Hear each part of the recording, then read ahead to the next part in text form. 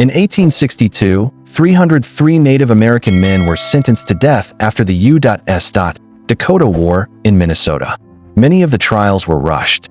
Some lasted only a few minutes, and the men had no proper legal defense. One signature from President Abraham Lincoln could have approved all the executions at once. But he did something different. Instead of signing off on all 303 death sentences, Lincoln ordered a review of the cases. He separated those accused of murder or rape from those who had only taken part in the fighting.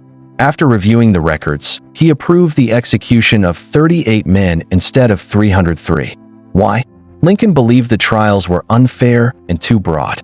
He also feared that executing all 303 men would be unjust and damage the nation further during the Civil War.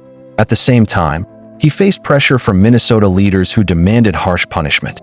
In the end, 38 Dakota men were executed in Mankato, Minnesota, the largest mass execution in U.S. history, but Lincoln's decision spared 265 others. When people think of Abraham Lincoln, they think of emancipation, the Civil War, and the preservation of the Union. But few talk about his complicated and controversial role in Native American history.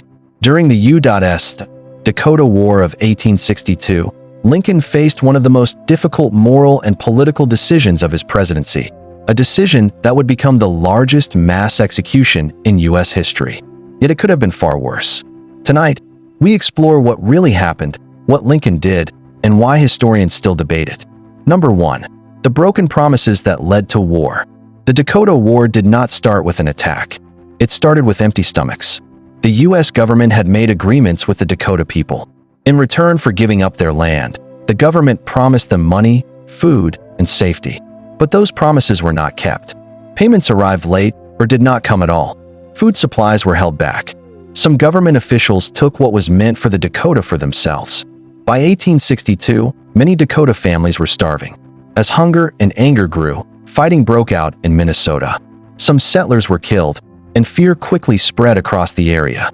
The fighting lasted only 6 weeks. But the suffering and damage it caused would affect the Dakota people for many generations. Number 2. 303 death sentences in rapid trials. After the fighting ended, 392 Dakota men were taken prisoner. They were brought before military courts to face charges for their role in the conflict. The trials moved at an alarming speed. Some hearings lasted only a few minutes. There was little time to review evidence, call witnesses, or fully explain what had happened. Most of the accused men had little or no proper legal help to defend themselves. When the proceedings were over, 303 Dakota men had been sentenced to death. Leaders in Minnesota pushed for immediate punishment. Emotions were running high. Many settlers were angry and grieving, and there was strong public pressure to carry out the executions quickly. Some citizens demanded that all 303 men be hanged at once. The final list of those condemned was sent to Washington, D.C.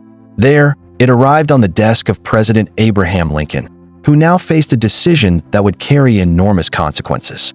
This episode examines documented historical events using verified historical records. Interpretations may vary among historians and Native communities. The goal is not to simplify the past, but to understand it in its full complexity. Number 3. Lincoln personally reviewed every case. President Abraham Lincoln refused to sign off on the executions automatically. He did not want to approve such a large number of deaths without looking closely at the details. Instead, he chose to personally examine every single case file. This was highly unusual, especially during a time when the country was already overwhelmed by the Civil War. As he reviewed the records, Lincoln made an important decision. He ruled that only the men who were clearly proven to have committed rape or the killing of unarmed civilians would be executed. Those who had simply taken part in battles would not automatically face death. This choice was deeply unpopular in Minnesota.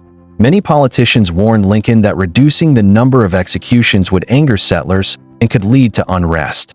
They pressured him to approve all 303 death sentences. But Lincoln stood by his decision. He believed there was a difference between fighting in a war and committing crimes against civilians. In the end, he cut the list down from 303 men to 38. He canceled the death sentences of 265 others, allowing them to live. Number 4. The largest mass execution in U.S. history. On December 26, 1862, in Mankato, 38 Dakota men were executed at the same time on a single large scaffold. It remains the largest mass execution in American history. President Abraham Lincoln had reduced the original list of 303 condemned men to 38 after reviewing the cases himself. He spared hundreds, but he still approved these executions. The hanging was carried out publicly. A large crowd gathered to watch. The event left a deep mark on both the Dakota people and the settlers in Minnesota. After the executions, the suffering did not end. Many Dakota families were forced out of Minnesota. Some were held in prison camps. Others were pushed west into unfamiliar lands. So although Lincoln showed restraint by reducing the number of executions, the overall federal policy toward Native nations did not truly change. Removal, punishment, and displacement continued, reshaping the lives of Dakota families for generations. Number 5. A legacy that still divides historians. When these events unfolded, Abraham Lincoln was leading a nation in the middle of the American Civil War. The country was divided, armies were fighting, and the survival of the Union was his main concern. Because of this, Native American policy was not his central focus. During his presidency, the government continued to follow the same systems already in place. Treaties that were often broken, forced removals from ancestral lands, and relocation to reservations. These policies had existed long before Lincoln took office, and they continued during his time in power.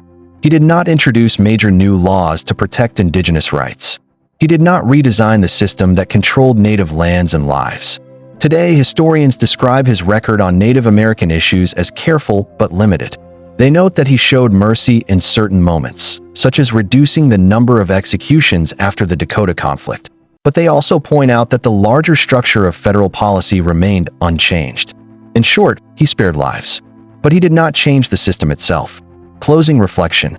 In times of war, anger spreads quickly. Calls for revenge grow loud. Punishment feels simple. Choosing restraint is harder. Abraham Lincoln chose restraint, but only to a point. He reduced the number of executions. He slowed the rush toward mass punishment. Yet he did not fully challenge the larger system that placed Native nations in danger. Those limits still echo today, because leadership is not only measured by the causes a person defends, it is also measured by the lives they choose to protect, and the lines they refuse or fail to cross. If you enjoy untold and complex history like this, stories that challenge what we think we know, subscribe and join us. History is never simple, and we're just getting started. Thanks for watching. Mode Hub Tales brings untold history to life. Subscribe now to uncover more hidden stories that shaped the world.